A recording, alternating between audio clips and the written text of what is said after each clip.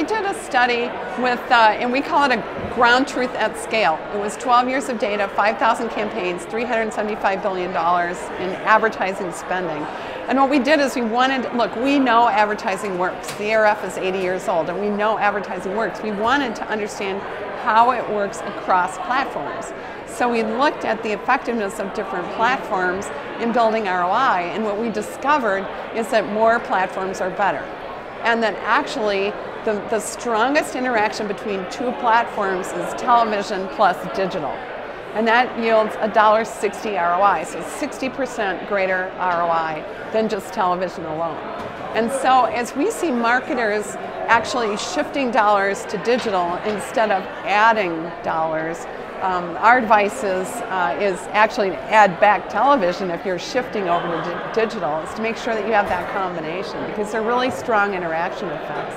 And they happen across other platforms too, but that's the most powerful. What is that interaction? Or what is the sort of the dynamic there? Or what's going on? Just think of yourself and you're watching TV at home and you've got your mobile phone, right?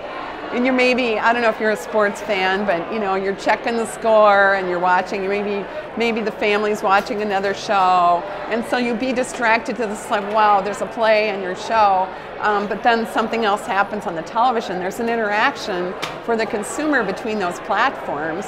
And then what member companies and others have discovered, in particular this research that was done with Facebook and NeuroInsight, is there actually can be what we refer to as priming effects, which is if you see something on a mobile phone first, if you see the same advertisement on a mobile phone and then on television, it will have even more effectiveness. It resonates better.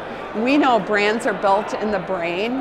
That work was done using neuroscience. And so it's really unlocking consumers' emotional connection, literal emotional connection, right? Their heart and their pulse and their heads, not just their feet, their behavior, their buying behavior, to understand how advertising interactions can help build brand loyalty. More platforms are better. So if you're only on one platform, you should add a platform. And we looked at 5 different platforms. We looked at television, radio, we looked at social, mobile, and digital. And so looking across those platforms, if you're only on one of those platforms, we know that 30% of marketers are only advertising on one platform. You should add 2. If you're on 2 platforms, you should add 3. We know that 60% of all those campaigns were only run on 2 platforms, all the way up to 5 platforms. And it's just really interesting. They complement one another. We also found that television, while we know television is being redefined, television is still really relevant and important, and even for millennials, which is very interesting because you hear a lot about it. Millennials are, they're like heroes or goats these days, right? There's a lot of talk about millennials. I happen to be raising one. And so there's a lot of talk about cord cutting and millennials actually not engaging in television, but we find that actually they actually are consuming television, and that effective campaigns include television even for millennials.